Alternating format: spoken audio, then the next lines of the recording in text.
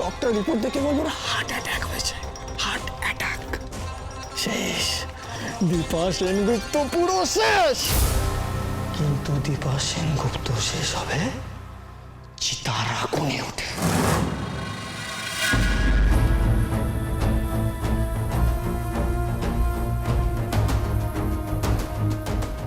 তোমরা আমার আওয়াজ শুনতে পাচ্ছ না কেন? আমি বেঁচে আছি, আমাকে ছুরি কাছে দিয়ে কেটো না।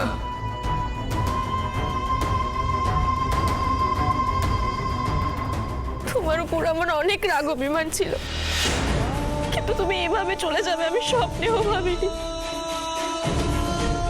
এবার আমি কার উপর রাগ দেখাবো? বলো না, বলো না।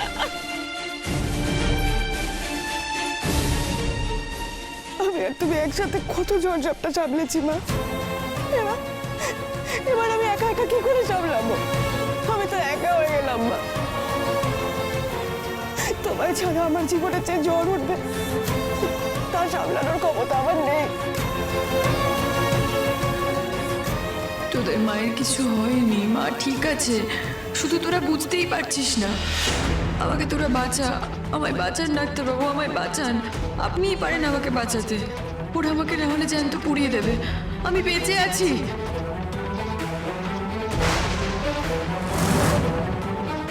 এত চেষ্টা করছি, হাত কেন, হাতের একটা আঙুলও নাড়াতে পারছি না, চোখের পাতাটাও নাড়াতে পারছি না, কোনো রকম ভাবেই প্রাণের লক্ষণ তো জানাতে পারছি না। হে ভগবান। দেখি দেখি, আপনারা একটু সরুন। এই তোমরা নিয়ে চলো।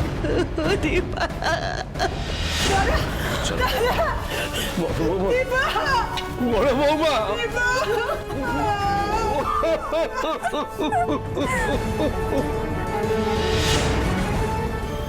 ডাক্তারবাবু, ডাক্তারবাবু উঠুন, ডাক্তারবাবু আমাদেরকে এখান থেকে বেরোতে হবে।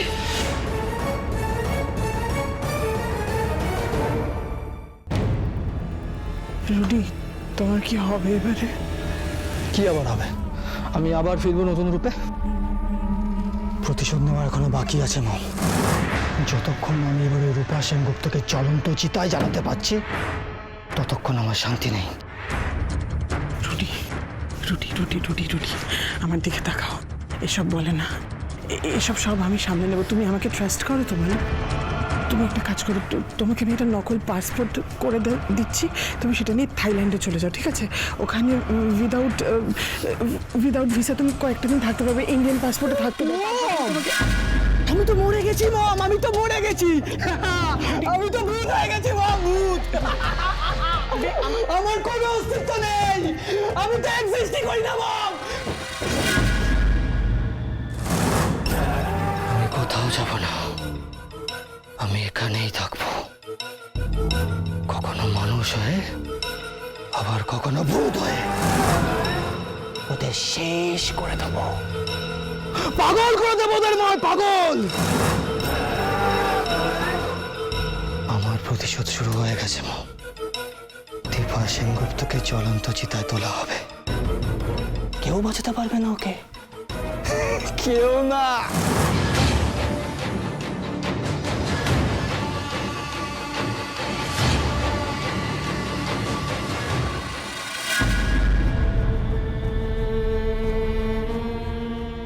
আমাকে এই জীবন মৃত্যুর দোলচাল থেকে মুক্ত করুন ডাক্তারবাবু, আমাকে বাঁচান।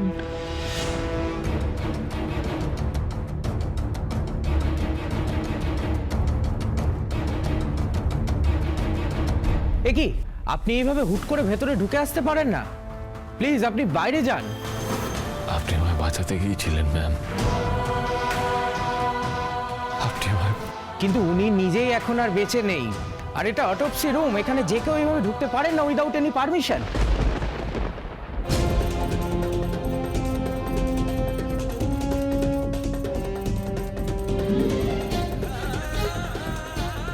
কি হলো? আপনি এইভাবে বডিতে টাচ করতে পারেন না?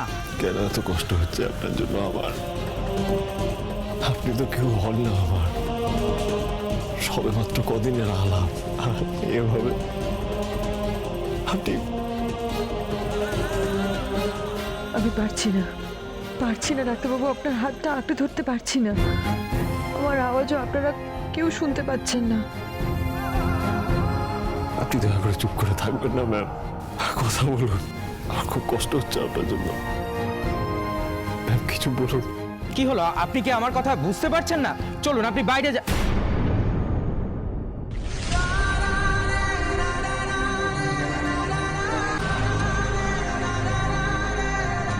ইনি তো ডক্টর সূর্য সেনগুপ্ত।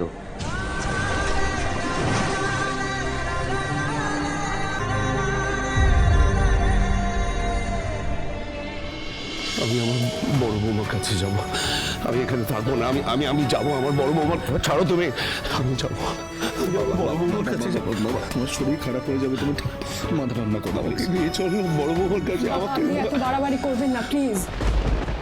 যে সব কিছুতে বাড়াবাড়ি করতে সে তো ফল পেয়েছে, এবার আপনি থামুন প্লিজ। তুমি থামো।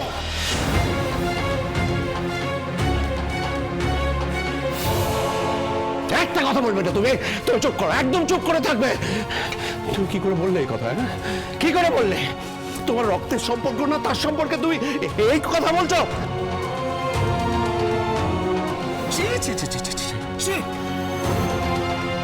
আমার ঘরের লোককে, আমার ছেলের জন্য, আমার নাতির জন্য প্রাণটা দিয়ে দিল, আর তার সম্পর্কে তোমার এই ধরনের মন্তব্য? বেরিয়ে যাও এখান থেকে, যাও এক্ষুনি এখান থেকে, যাও যাও আমার চোখের সামনে থেকে চলে। বড় বৌমার কাছে যাবো, বড় বৌমার কাছে যাবো, আমি বড় বৌমার কাছে যাবো। চল আমি নিয়ে যাবো তোমাকে, চলো। আমি বেঁচে আছি রূপা, আমাকে বাঁচা। ডাক্তারবাবু প্লিজ আমাকে এইভাবে শেষ হয়ে যেতে দেবেন না প্লিজ। চল দিদি ভাই, চল চল। তুমি এভাবে চলে গেলে মা, তোমার সাথে তো আমার অনেক হিসেব বাকি ছিল। তোমাকে তো আমার শাস্তি দেওয়ার ছিল, সেগুলো না নিয়ে তুমি চলে গেলে। আপনি ছেড়ে দিন আমাদেরকে, আমাদের কাজটা প্লিজ করতে দিন। আপনি তো নিজেও একজন ডাক্তার, আপনি তো আর্জেন্সিটা বোঝেন। প্লিজ আপনি বাইরে যান, প্লিজ। আমাকে ছাড়বেন না ডাক্তারবাবু, আমাকে ছাড়বেন না। আপনার হাত থেকে মৃত্যু আমাকে ছাড়িয়ে নিয়ে যেতে পারবে না, এই বিশ্বাস আমার আছে। আপনি আমাকে ছাড়বেন না প্লিজ। ডক্টর ডক্টর কি আপনারা ডক্টর ডক্টর ডক্টর আপনার কাছে একটা রিকোয়েস্ট, আপনার হাত ধরে অনুরোধ করছি। আমার গৃহলক্ষ্মী, আমার ঘরের লক্ষ্মী এখানে শুয়ে রয়েছে, আপনাকে হাত জোর করে বলছি, ওকে আর কাটাছেঁড়া করবেন না।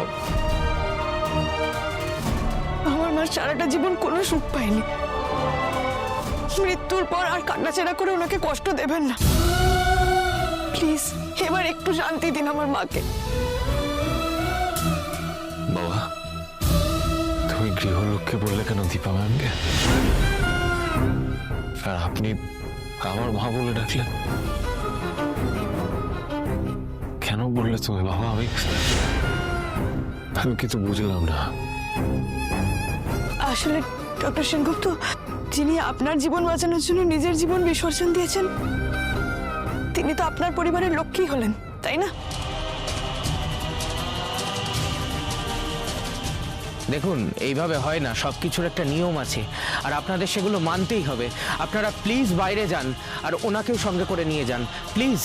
না না, আপনারা যাবেন না বাবা, ডাক্তারবাবু যাবেন না। রূপা, রূপা যাস না।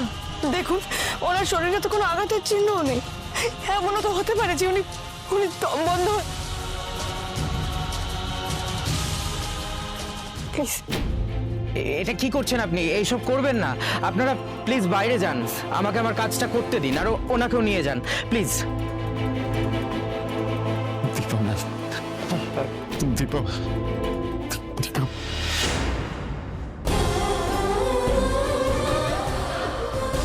না না, চলে যাবেন না, আপনারা যাবেন না। ঠাকুর তুমি আমাকে রক্ষা করো, আমার আমার প্রাণ দাও, আমার বাচ্চা তো এখনো বাকি আছে না।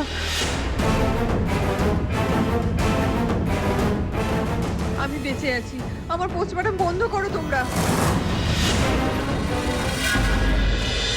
অনুরাগের ছোঁয়া, অনুরাগের ছোঁয়া।